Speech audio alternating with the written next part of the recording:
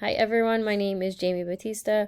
I am a case manager right now. I'm a perinatal intensive case manager through a program called Pearl. We work with pregnant mothers who have substance use disorder.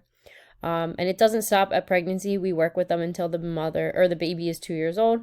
So we pretty much help them with anything that they need in those 2 years and 9 months, from WIC appointments to doctor's appointments to getting them to methadone every day, Subutex, mental health and stuff, grocery shopping, anything that they really need.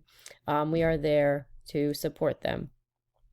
We do offer transport, and it's just a great program that is created by Keystone First, is a Medicaid insurance company in Pennsylvania.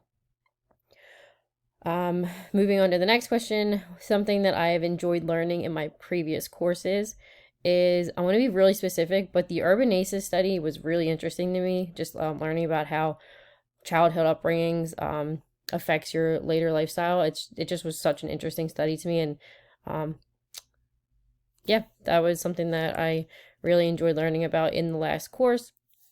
And this course, I'm looking forward to learning about policies and like local, state, and federal policies and everything, so that I can be more mindful about them. I feel like I just am a little naive about where I might just I know about them, but not really too much about them.